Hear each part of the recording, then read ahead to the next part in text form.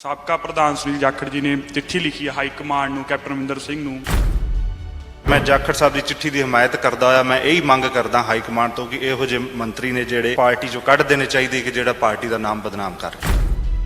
Distillery ਦੀ ਵੀ ਗੱਲ ਆ ਰਹੀ ਹੈ ਜਿਹੜੀ ਉਹ ਹਲਕੇ 'ਚ ਲੱਗਣੀ ਹੈਗੀ ਹੈ, ਉਹ ਕੀ ਰੌਲਾ ਕਹਿ ਰਿਹਾ ਵੀ ਇਹ ਜਿਹੜੇ ਅਕਾਲੀ ਦਲ ਇਸ ਤੇ ਚੁੱਪ ਕਿਉਂ ਹੈ, ਉਹ ਵੀ ਗੱਲ ਜਾਖੜ ਸਾਹਿਬ ਨੇ ਕਹੀ ਹੈਗੀ। डिस्टिलरी की गल है वो तो मेरे हल्के दे विच ही ਜਿਹੜੀ ਇਹ ਲਾਉਣਾ ਚਾਹੁੰਦਾ ਸੀਗਾ ਔਰ ਜਿਹੜਾ ਲਾਇਸੈਂਸ ਹੈ ਉਹ ਕੁਝ 12-13 ਕਰੋੜ ਰੁਪਏ ਦੇ ਵਿੱਚ ਜਿਹੜਾ ਕਿ ਇਹਨੇ ਵੇਚਿਆ ਕਿਸੇ ਕੰਪਨੀ ਨੂੰ ਸਿਰਫ ਆਪਣਾ ਫਾਇਦੇ ਵਾਸਤੇ ਜਿਹੜਾ ਇਹਨੇ ਅਕਾਲੀਆਂ ਦੇ ਨਾਲ ਮਿਲ ਕੇ ਜਿਹੜਾ ਉੱਥੇ ਫੈਕਟਰੀ ਲਾਉਣ ਦੀ ਕੋਸ਼ਿਸ਼ ਕੀਤੀ। ਜਾਖੜ ਸਾਹਿਬ ਦੀ ਚਿੱਠੀ ਇਹ ਵੀ ਇਸ਼ਾਰਾ ਕਰਦੀ ਹੈ ਵੀ ਜਿਹੜੇ ਇਹ ਵਜ਼ੀਰ ਨੇ ਉਹ ਕਿਤੇ ਨਾ ਕਿਤੇ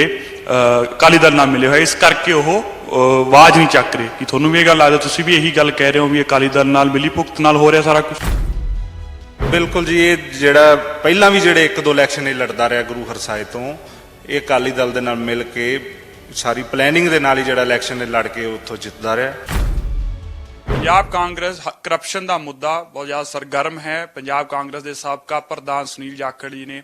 ਚਿੱਠੀ ਲਿਖੀ ਹੈ ਹਾਈ ਕਮਾਂਡ ਨੂੰ ਤੇ ਪੰਜਾਬ ਸੀਐਮ ਕੈਪਟਨ ਅਮਰਿੰਦਰ ਸਿੰਘ ਨੂੰ ਤੇ ਕੈਬਨਿਟ ਵਜ਼ੀਰ ਤੇ ਗੰਭੀਰ ਦੋਸ਼ ਲਾਏ ਨੇ। ਇਸੇ ਮਸਲੇ ਉੱਤੇ ਗੱਲ ਕਰਾਂਗੇ। ਸਾਡੇ ਨਾਲ ਮੌਜੂਦ ਨੇ ਕਾਂਗਰਸ ਵਿਧਾਇਕ ਦਵਿੰਦਰ ਗੁਬਾਇਆ ਜੀ। ਗੁਬਾਇਆ ਜੀ, ਸਾਬਕਾ ਪ੍ਰਧਾਨ ਸੁਨੀਲ ਜਾਖੜ ਜੀ ਨੇ ਚਿੱਠੀ ਲਿਖੀ ਹੈ ਹਾਈ ਕਮਾਂਡ ਨੂੰ ਕੈਪਟਨ ਅਮਰਿੰਦਰ ਸਿੰਘ ਨੂੰ, ਜਿਹੜੇ ਕੈਬਨਿਟ ਵਜ਼ੀਰ ਨੇ ਉਹਨਾਂ ਦੇ ਦੋਸ਼ ਲਾਏ ਗਏ ਗੰਭੀਰ, ਤੁਸੀਂ ਇਸ ਤੇ ਕੀ ਕਹਿਣਾ?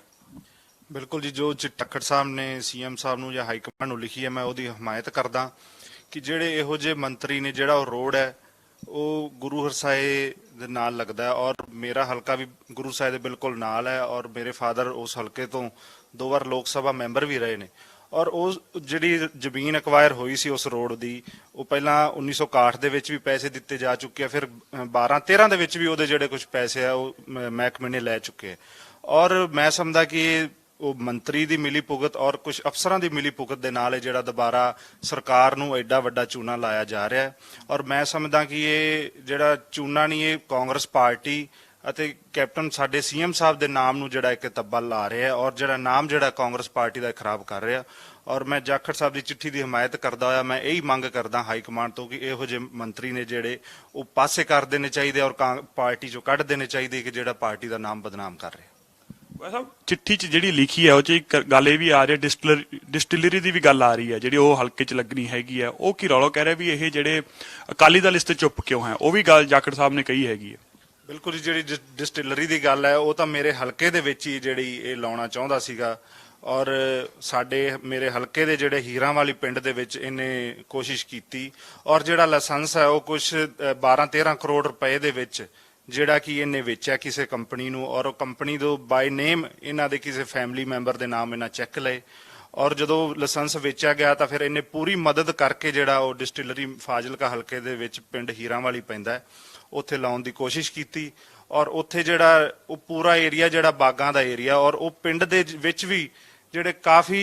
ਜਿਹੜੇ ਕੈਂਸਰ ਪੀੜਤ ਲੋਕ ਸੀਗੇ, ਇੱਕ ਸਾਡਾ ਜਿਹੜਾ ਉਸ ਪਿੰਡ ਦਾ ਸਰਪੰਚ ਸੀ ਉਹਦੇ ਪਰਿਵਾਰ ਦੇ 5-6 ਮੈਂਬਰ ਕੈਂਸਰ ਨਾਲ ਜਿਹੜੇ ਮਰ ਚੁੱਕੇ ਸੀ ਔਰ ਉੱਥੋਂ ਦੇ ਲੋਕਾਂ ਨੇ ਤਕਰੀਬਨ 1 ਮਹੀਨਾ ਜਿਹੜਾ ਸੜਕ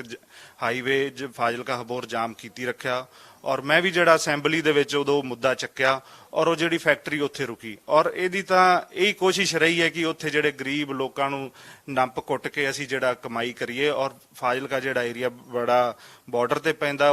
ਬਾਗ ਉੱਥੇ ਬਹੁਤ ਜ਼ਿਆਦਾ ਨੇ, ਜੇ ਉਹ ਫੈਕਟਰੀ ਲੱਗਦੀ ਤਾਂ ਮੈਂ ਸਮਝਦਾ ਕਿ ਉੱਥੇ ਬਿਮਾਰੀਆਂ ਵਧਣੀਆਂ ਸੀ, ਉੱਥੋਂ ਦੇ ਜਿਹੜੇ ਆਸੇ-ਪਾਸੇ ਦੀ ਜ਼ਮੀਨਾਂ ਜਿਹੜੀਆਂ ਤਬਾਹ ਹੋਣੀਆਂ ਸੀ, ਉੱਥੋਂ ਦੇ ਬਾਗ ਸੀ, ਕੀਨੂ ਬਾਗ ਤੁਹਾਨੂੰ ਪਤਾ ਹੀ ਹੈ ਕਿ ਜਿਹੜਾ ਹਬੋਰ ਫਾਜ਼ਿਲਕਾ ਕੀਨੂਆਂ ਦੇ ਬਾਗਾਂ ਨਾਲ ਜਾਣਿਆ ਜਾਂਦਾ, ਉਹ ਮੈਂ ਸਮਝਦਾ ਬਾਗ ਜਿਹੜੇ ਖਤਮ ਹੋ ਜਾਣੇ ਸੀ, ਉੱਥੋਂ ਦੀ ਕਿਸਾਨੀ ਖਤਮ ਹੋਣੀ ਸੀ ਔਰ ਇਹ ਸਿਰਫ ਆਪਣਾ ਫਾਇਦੇ ਵਾਸਤੇ ਜਿਹੜਾ ਇਹਨੇ ਅਕਾਲੀਆਂ ਦੇ ਨਾਲ ਮਿਲ ਕੇ ਜਿਹੜਾ ਉੱਥੇ ਫੈਕਟਰੀ ਲਾਉਣ ਦੀ ਕੋਸ਼ਿਸ਼ ਕੀਤੀ ਔਰ ਉੱਥੋਂ ਦੇ ਲੋਕ ਤਕੜੇ ਹੋਏ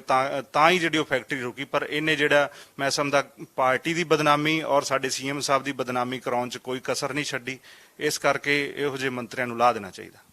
ਜਾਖੜ ਸਾਹਿਬ ਦੀ ਚਿੱਠੀ ਇਹ ਵੀ ਇਸ਼ਾਰਾ ਕਰਦੀ ਹੈ ਵੀ ਜਿਹੜੇ ਇਹ ਵਜ਼ੀਰ ਨੇ ਉਹ ਕਿਤੇ ਨਾ ਕਿਤੇ ਅਕਾਲੀ ਦਲ ਨਾਲ ਮਿਲੇ ਹੋਏ, ਇਸ ਕਰਕੇ ਉਹ ਆਵਾਜ਼ ਨਹੀਂ ਚੱਕ ਰਹੇ। ਕਿ ਤੁਹਾਨੂੰ ਵੀ ਇਹ ਗੱਲ ਲੱਗਦਾ, ਤੁਸੀਂ ਵੀ ਇਹੀ ਗੱਲ ਕਹਿ ਰਹੇ ਹੋ ਵੀ ਅਕਾਲੀ ਦਲ ਨਾਲ ਮਿਲੀ ਭੁਗਤ ਨਾਲ ਹੋ ਰਿਹਾ ਸਾਰਾ ਕੁਝ? ਬਿਲਕੁਲ ਜੀ, ਬਿਲਕੁਲ ਜੀ, ਇਹ ਜਿਹੜਾ ਪਹਿਲਾਂ ਵੀ ਜਿਹੜੇ 1-2 ਇਲੈਕਸ਼ਨ ਇਹ ਲੜਦਾ ਰਿਹਾ ਗੁਰੂ ਹਰਸਾਏ ਤੋਂ, ਇਹ ਅਕਾਲੀ ਦਲ ਦੇ ਨਾਲ ਮਿਲ ਕੇ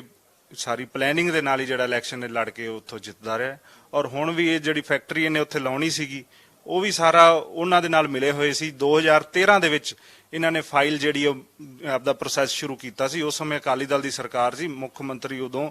ਪ੍ਰਕਾਸ਼ ਸਿੰਘ ਬਾਦਲ ਸੀ ਤੇ ਡਿਪਟੀ ਮੁੱਖ ਮੰਤਰੀ ਸੁਖਬੀਰ ਸਿੰਘ ਬਾਦਲ ਸੀ। ਉਹਨਾਂ ਦੇ ਨਾਲ ਮਿਲ ਕੇ ਜਿਹੜਾ ਇਹਨੇ ਫੈਕਟਰੀ ਦਾ ਪਲਾਨ ਜਿਹੜਾ ਸ਼ੁਰੂ ਕੀਤਾ ਸੀ, ਔਰ ਹੁਣ ਇਹਨੇ ਉਹ ਆਪਦਾ ਲਾਇਸੈਂਸ 13 ਕਰੋੜ ਚ ਕਿਸੇ ਕੰਪਨੀ ਨੂੰ ਦੇ ਕੇ ਔਰ ਉੱਥੇ ਫਿਰ ਜਿਹੜਾ ਦੁਬਾਰਾ ਸੀਐਮ ਸਾਹਿਬ ਦਾ ਸਹਾਰਾ ਲੈ ਕੇ ਫੈਕਟਰੀ ਲਾਉਣ ਦੀ ਕੋਸ਼ਿਸ਼ ਕੀਤੀ ਸੀ। ਪਰ ਉਹ ਉੱਥੋਂ ਦੇ ਲੋਕ ਤਗੜੇ ਹੋਏ ਜਾਂ ਕੁਝ ਸਾਡੇ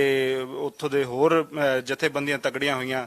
ਜਾਖੜ ਸਾਹਿਬ ਪ੍ਰਧਾਨ ਸੀਗੇ, ਉਹਨਾਂ ਨੇ ਸਾਡਾ ਸਾਥ ਦਿੱਤਾ ਔਰ ਮੈਂ ਵੀ ਅਸੈਂਬਲੀ ਦੇ ਵਿੱਚ ਆਵਾਜ਼ ਚੱਕੀ ਔਰ ਉਹ ਜਿਹੜੀ ਫੈਕਟਰੀ ਉੱਥੇ ਰੁਕੀ। ਔਰ ਪਰ ਇਹਨਾਂ ਨੇ ਜਿਹੜਾ ਉਹ ਮੈਂ ਸਮਝਦਾ ਕਿ ਕੋਈ ਕਸਰ ਨਹੀਂ ਛੱਡੀ ਉੱਥੇ ਲੋਕਾਂ ਨੂੰ ਦਬਾਉਣ ਵਾਸਤੇ ਔਰ ਕਾਂਗਰਸ ਪਾਰਟੀ ਦਾ ਨਾਮ ਬਦਨਾਮ ਕਰਨ ਵਾਸਤੇ। ਜਦੋਂ ਰਾਣਾ ਸੋਢੀ ਕੈਪਟਨ ਅਮਰਿੰਦਰ ਸਿੰਘ ਕਾਫੀ ਕਰੀਬੀ ਮੰਨੇ ਜਾਂਦੇ ਆ, ਜ਼ਿਆਦਾਤਰ ਸਾਰੇ ਚ ਚਰਚਾ ਤਾਂ ਹੈਗੀ ਆ ਵੀ ਉਹ ਉਹਨਾਂ ਦੇ ਬੜੇ ਨੇੜਤਾ ਰੱਖਦੇ ਆ ਉਹਨਾਂ ਨਾਲ, ਤਾਂ ਫਿਰ ਇਹ ਗੱਲ ਸੀਐਮ ਸਾਹਿਬ ਨੂੰ ਪਤਾ ਨਹੀਂ ਹੈਗੀ ਕਿ ਫਿਰ ਉਹ ਐਕਸ਼ਨ ਕਿਉਂ ਨਹੀਂ ਲੈ ਰਹੇ ਹੈਗੇ? ਦੇਖੋ ਜੀ, ਕਰੀਬੀ ਮੰਨੇ ਜਾਂਦੇ ਆ, ਪਰ ਜਿਹੜੇ ਕਈ ਕਰੀਬੀ ਇਹੋ ਜਿਹੇ ਹੁੰਦੇ ਆ ਉਹ ਜਿਹੜੇ ਆਪਦੇ ਬੌਸ ਦਾ ਨਾਮ ਬਦਨਾਮ ਕਰਾਉਂਦੇ, ਉਹ ਇਹੋ ਜਿਹੇ ਬੰਦੇ ਹੁੰਦੇ ਆ ਕਿ ਉਹ ਜਿਹੜੇ ਸੀਐਮ ਸਾਹਿਬ ਦਾ ਨਾਮ ਪੰਜਾਬ 'ਚ ਬਦਨਾਮ ਕਰਕੇ ਆਪਦਾ ਜਿਹੜਾ ਪੈਸਾ ਕਮਾਉਣਾ ਚਾਹੁੰਦੇ ਆ, ਹੋਰ ਉਹਨਾਂ ਦਾ ਕੋਈ ਮਨਸ਼ਾ ਨਹੀਂ। ਨਾ ਉਹਨਾਂ ਵਾਸਤੇ ਪਾਰਟੀ ਮਾਇਨੇ ਰੱਖਦੀ ਹੈ, ਨਾ ਉਹਨਾਂ ਵਾਸਤੇ ਪਾਰਟੀ ਦੇ ਵਰਕਰ ਮਾਇਨੇ ਰੱਖਦੇ ਆ। ਉਹਨਾਂ ਵਾਸਤੇ ਤਾਂ ਬਸ ਇਹ ਹੈ ਕਿ ਅਸੀਂ ਆਪਦਾ ਘਰ ਭਰੀਏ, ਔਰ ਇਹ ਜਿਹੜੀਆਂ 3-4 ਗੱਲਾਂ ਔਨ ਪ੍ਰੂਫ ਔਨ ਰਿਕਾਰਡ ਜਿਹੜੀਆਂ ਸਾਹਮਣੇ ਨੇ, ਔਰ ਉਹ ਪਾਰਟੀ ਦਾ ਤੇ ਸੀਐਮ ਸਾਹਿਬ ਦਾ ਨਾਮ ਬਦਨਾਮ ਕਰਨਾ ਚਾਹੁੰਦੇ। ਇਸ ਕਰਕੇ ਇਹੋ ਜਿਹੇ ਮੰਤਰੀਆਂ ਨੂੰ ਲਾ ਦੇਣਾ ਚਾਹੀਦਾ। ਤੇ ਮੰਤਰੀ ਲਾਉਣ ਦੀ ਗੱਲ ਕੀਤੀ, ਚਰਚਾਵਾਂ ਇਹ ਵੀ ਚੱਲ ਰਹੀਆਂ ਜਿਹੜੇ ਮੰਤਰੀ ਸਿੱਧੂ ਧੜੇ ਨਾਲ ਜੁੜੇ ਹੋਏ ਨੇ ਉਹਨਾਂ ਨੂੰ ਵੀ ਕਿਹਾ ਜਾ ਰਿਹਾ ਵੀ ਡ੍ਰੌਪ ਕਰ ਸਕਦੇ ਕੈਪਟਨ ਅਮਰਿੰਦਰ ਸਿੰਘ। ਤੁਹਾਨੂੰ ਲੱਗਦਾ ਹੈ? ਤੁਹਾਨੂੰ ਕੀ ਲੱਗਦਾ? ਨਹੀਂ, ਬਿਲਕੁਲ ਨਹੀਂ ਜੀ, ਇਹੋ ਜਿਹਾ ਕੋਈ ਧੜੇ ਵਾਲੀ ਗੱਲ ਹੈ ਨਹੀਂ। ਇਹ ਤਾਂ ਕਾਂਗਰਸ ਪਾਰਟੀ ਹੈ ਔਰ ਸਿੱਧੂ ਸਾਹਿਬ ਨੂੰ ਹਾਈ ਕਮਾਂਡ ਨੇ ਪ੍ਰਧਾਨ ਬਣਾਇਆ ਹੈ ਔਰ ਅਸੀਂ ਹਾਈ ਕਮਾਂਡ ਦੇ ਨਾਲ ਆ, ਸਿੱਧੂ ਸਾਹਿਬ ਦੇ ਨਾਲ ਆ। ਕੋਈ ਧੜੇ ਵਾਲੀ ਇਹਦੇ 'ਚ ਕੋਈ ਗੱਲ ਨਹੀਂ। ਜੋ ਹਾਈ ਕਮਾਂਡ ਫੈਸਲਾ ਕਰੂਗੀ ਅਸੀਂ ਉਹ ਮੰਨਾਂਗੇ। ਪ੍ਰੋ ਪੰਜਾਬ ਟੀਵੀ ਨਾਲ ਜੁੜਨ ਵਾਸਤੇ ਬਹੁਤ ਬਹੁਤ ਧੰਨਵਾਦ। ਤਾਂ ਇਹ ਸੀਗੇ ਦਵਿੰਦਰ ਘੁਬਾਇਆ ਜੀ, ਜਿਨ੍ਹਾਂ ਨੇ ਕਿਹਾ ਵੀ ਜਿਹੜੇ ਜਾਖੜ ਸਾਹਿਬ ਨੇ ਚਿੱਠੀ ਲਿਖੀ ਹੈ ਰਾਣਾ ਗੁਰਮੀਤ ਸੋਢੀ ਦੇ ਖਿਲਾਫ, ਉਹਦੇ ਉੱਤੇ ਕਾਰਵਾਈ ਹੋਣੀ ਚਾਹੀਦੀ ਹੈ, ਹਾਈ ਕਮਾਂਡ ਨੂੰ ਉਹਦੇ ਉੱਤੇ ਐਕਸ਼ਨ ਲੈਣਾ ਚਾਹੀਦਾ। ਨਾਲ ਦੀ ਨਾਲ ਕੈਪਟਨ ਅਮਰਿੰਦਰ ਸਿੰਘ ਨੂੰ ਵੀ ਉਹਨਾਂ ਨੂੰ ਆਪਣੀ ਕੈਬਨਿਟ ਚੋਂ ਕੱਢਣਾ ਚਾਹੀਦਾ। ਇਹੀ ਗੱਲ ਕੱਲ ਕੁਲਬੀਰ ਜੀਰਾ ਨੇ ਵੀ ਕਹੀ ਸੀਗੀ, ਉਹਨਾਂ ਨੇ ਵੀ ਇਹ ਗੱਲ ਕਹੀ ਸੀਗੀ। ਤੇ ਚੰਡੀਗੜ੍ਹ ਤੋਂ ਕੈਮਰਾਮੈਨ ਜੀਤ ਸਿੰਘ ਨਾਲ ਮੈਂ ਸ਼ੁਭਕਰਮਨ ਧਾਲੀਵਾਲ, ਪ੍ਰੋ ਪੰਜਾਬ ਟੀਵੀ।